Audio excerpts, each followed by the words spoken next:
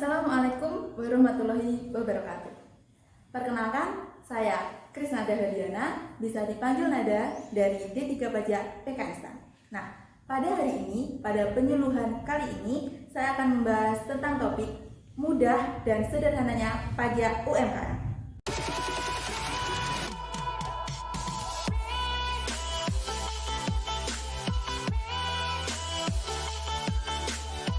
Pertama, kita harus tahu dulu apa itu UMKM.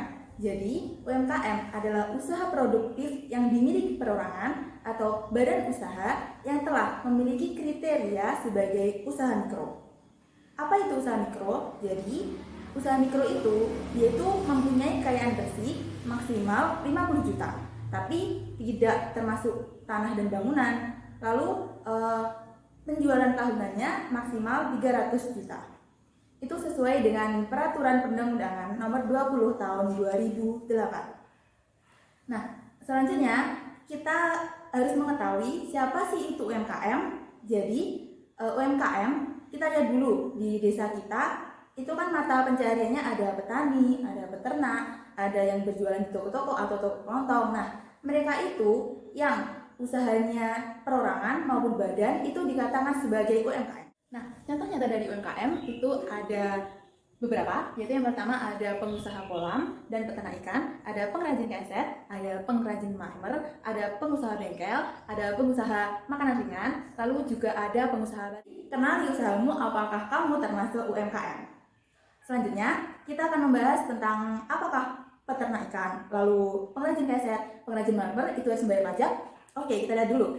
Di sini mereka adalah subjek pajak dalam negeri. Nah, subjek pajak dalam negeri itu pasti memiliki penghasilan atau memiliki objek pajak. Apa itu objek pajak? Objek pajak adalah penghasilan setiap tambahan kemampuan ekonomis yang diterima atau diperoleh wajib pajak yang berasal dari Indonesia maupun luar Indonesia yang dapat dipakai sebagai konsumsi atau untuk menambah kekayaan wajib pajak yang bersangkutan dengan nama dan dalam bentuk apapun. Nah, kita ketahui bahwa tadi peternak ikan, lalu pengrajin keset, pengrajin marmer pasti punya penghasilan dari usahanya. Maka karena itu dia adalah wajib pajak dalam negeri yang harus membayar pajaknya pada negara. Nah, terus kita lihat peredaran brutonya atau penghasilan kotornya itu berapa. Kalau peredaran bruto atau penghasilan kotornya itu kurang dari 4,8 miliar, maka dia dikenakan pajak 0,5% sesuai dengan PP nomor 23 tahun 2018. Nah, kita ambil contoh ya. Misal pengrajin marmer dia itu peredaran brutonya itu 5 juta per bulan. Nah, tinggal kita kalikan peredaran bruto itu sama tarifnya yaitu 0,5%. Jadi 5 juta dikali 0,5% menghasilkan 25.000. Jadi dia berkewajiban membayar 25.000 per bulan ke kas negara. Jadi kan gampang kan, cuma dia peredaran brutonya berapa, terus dikalikan tarifnya 0,5, langsung deh tinggal bayar. Jadi lebih gampang banget untuk pajak UMKM ini. Selanjutnya kita akan membahas kenapa sih pemerintah kok dia memberikan tarif 0,5% kepada UMKM.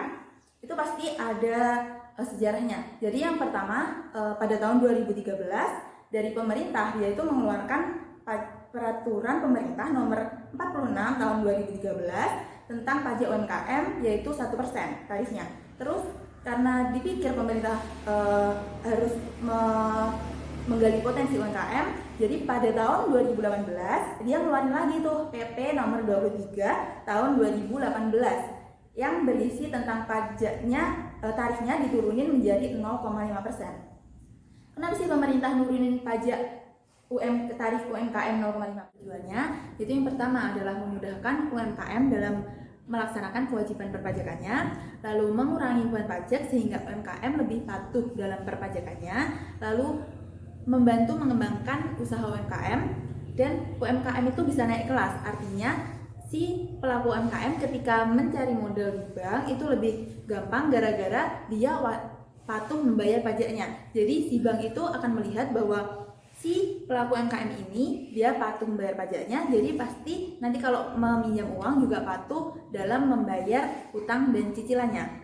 Lalu yang terakhir adalah mendorong masyarakat berbondong-bondong untuk masuk ke dunia usaha tanpa dibebani oleh tarif pajak. Kita akan berbicara tentang tata cara atau bagaimana sih pelaku UMKM itu melaksanakan kewajiban perpajakannya. Atau gimana cara si UMKM untuk mendapatkan fasilitas 0,5%? Jadi yang pertama, si pelaku UMKM itu harus punya NPWP. NPWP itu apa sih? NPWP adalah nomor pokok wajib pajak yang digunakan untuk transaksi perpajakan seperti penyetoran sama pelaporan. Gimana sih cara membuat NPWP? Gampang sih. Yang pertama itu ada secara offline, yaitu dia harus menyiapkan dokumen-dokumen persyaratan untuk NPWP, lalu datang ke KPP domisilinya, lalu mengisi formulir pengajuan NPWP, lalu menyerahkan formulir tadi, akhirnya dia mendapat tanda terima pendaftaran wajib pajak. Atau bisa secara online, yaitu secara online bisa melalui situs Ditjen Pajak, yaitu www.pajak.go.id. Seperti itu. Lalu kita masuk ke bagaimana pelaku UMKM dapat mendapatkan fasilitas 0,5% dari PP 23 tahun 2018.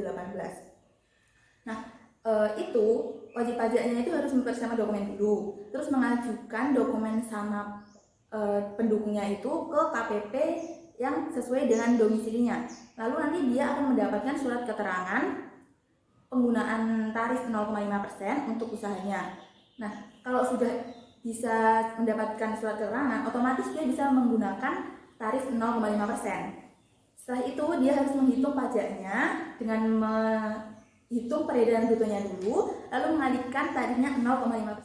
Setelah UMKM menghitung pajaknya secara self-assessment, lalu dia harus menyetorkan pajaknya. Untuk menyetor pajak itu ada dua. Yang pertama, menggunakan surat setoran pajak atau SSP melalui bank persepsi dengan mengisi formulir yang disediakan oleh KPP.